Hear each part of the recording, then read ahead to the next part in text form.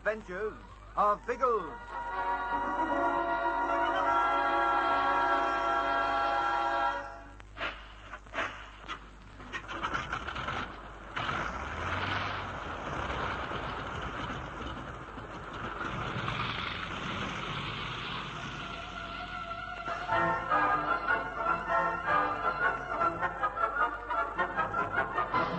At dawn, Ginger and Mishu fly to the border country to investigate the mystery of the dead white man.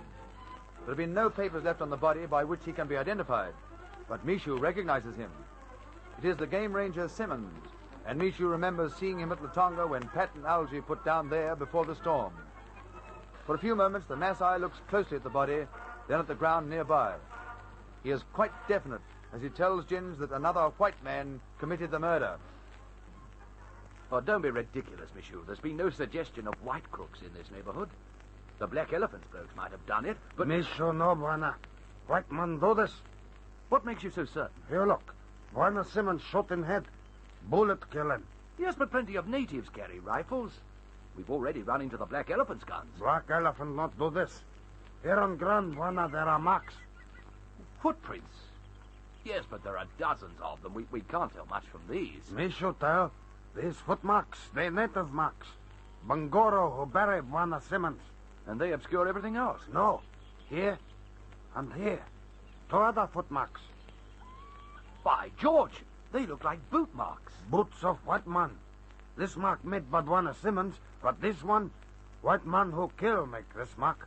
Well, they both look the same to me. No, you see, two men stand so they look at each other. By Jove, yes, they're certainly placed like that. This man, bigger man than Bwana Simmons. Boot mark is big boot mark. Boot mark of heavy man. I'll pay that one, Mishu. It could have been a white man who committed the murder. Can you tell anything else from the footprints?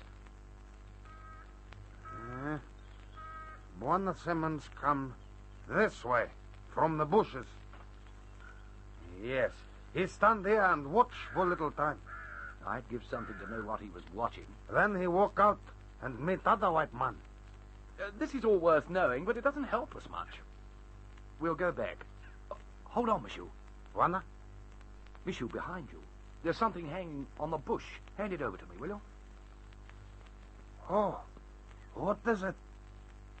It's a camera in a case. Simmons must have hung it on that bush before he moved forward. 7 films exposed. These may tell us what we want to know. Monsieur not say anything, there. Not now, but later when we've developed this roll of film, we'll see something. Have another look at the footprints, Mishu. We better learn everything we can before leaving here. Other white man? He come from over there. Over there? Well, that's from the east. When he finish, he go on.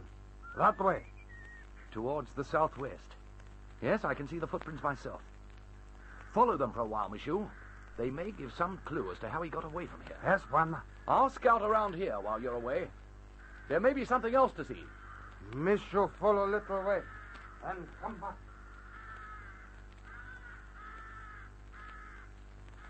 Aha! I thought we'd find one of these about somewhere. Oh, hello. You didn't go very far, Mishu. Footmark stop on stony ground. Mishu not see where it go from there. But when you lost them, the footprints were still heading southwest? Yes, Bwana, no turn. And the odds are he kept going that way. I had some luck just now. I found this lying in some grass. A bullet? Not exactly. It's a cartridge case. It would have been ejected from the rifle that killed Simmons. That good, Bwana. It could be the means of identifying the murderer. If we could match the cartridge with his rifle. Now, do you think there's anything more for us to see here? Monsieur not say any more. Righto, then we'll fix up poor old Simmons and go back to the kite. Biggles will be very interested to hear about all this.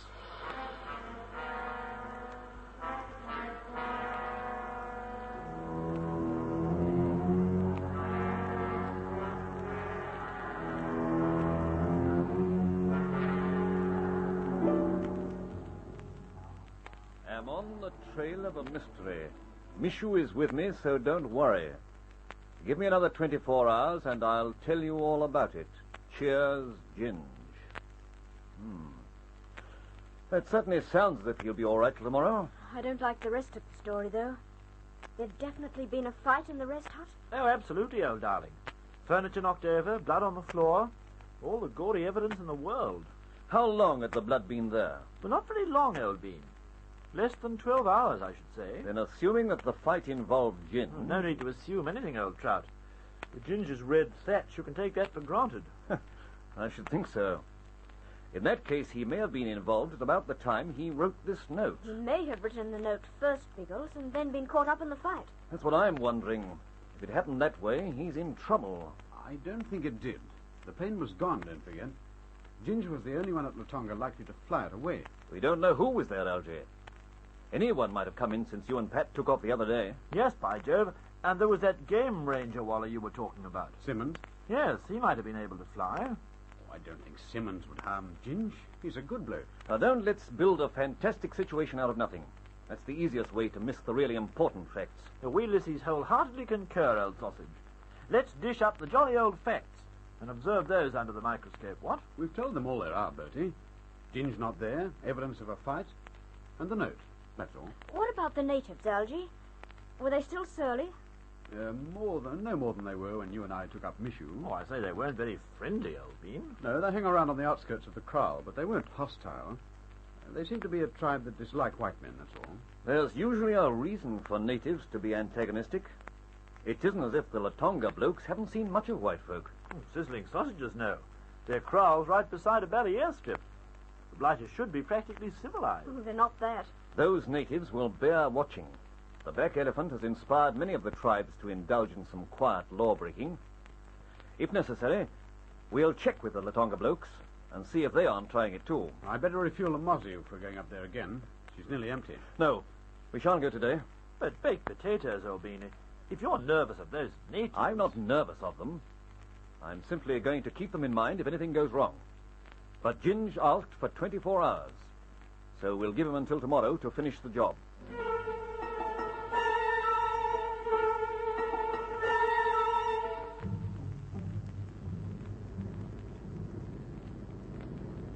Michu, I've changed my mind. We're not going straight back to Kampala. No, Bwana? Where we go? To Latonga. I'm going to call in there on the way down. But the Tonga natives, they tried to kill us last night. That's why I'm going to call in on them. There's too much mystery about this, Michu. Simmons was killed about 20 miles from here, and yet those natives behave like a lot of nervous kittens about it. They not want Mishu to tell, Bwana. They tried to kill Mishu and Bwana. Why? In the first place, there's no reason why Simmons' death should concern them at all. And in the second, if they do know about it, well, they should be only too glad to have it reported. Why are they so worried about it? Mishu not know. Oh, but the head man of the kraal will know. We'll ask him. It's not safe, Bwana. We go to Kampala. After we've been to Latonga. I don't think the natives will tackle us in broad daylight. If they do, they'll land some lead from my pistol. But I'm not going on until the head man tells me why his tribe are hostile to us.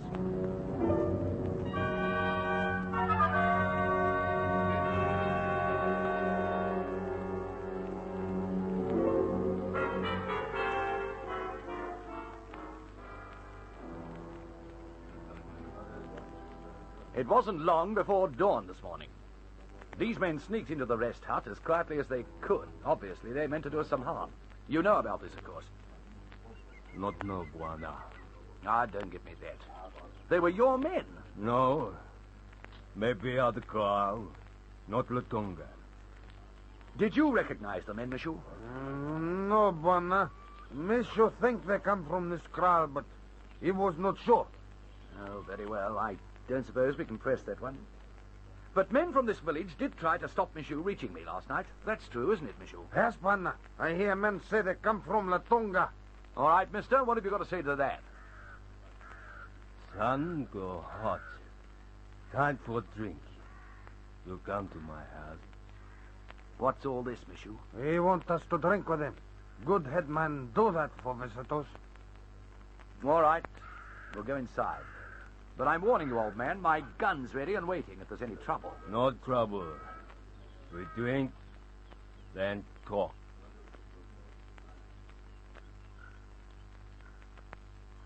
You sit. I bring drink for you.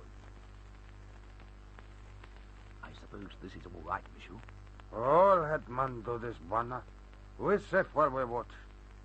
We'll certainly watch. I'll plug this cunning old blighter if he gets up to any tricks. Please drink. For you, Bwana. For Mishu. Oh, thanks. Know what this is, Michu? Native beer. Good. Oh, thanks. Oh, very well then. Cheerio. Oh, what the blazes is that? You drink. Good drink like Mishu said. God. Oh, it tastes bitter. Michu, what's wrong? Bwana. Don't drink. Bad drink. It's drugged. Yes, I can feel it. You old swine. You drugged us.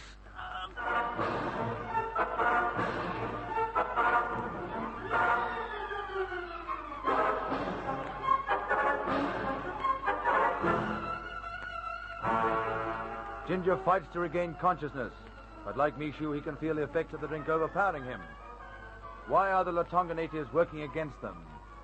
What do they intend to do with their victims? Be sure you're listening to the next thrilling chapter of The Air Adventures of Biggles.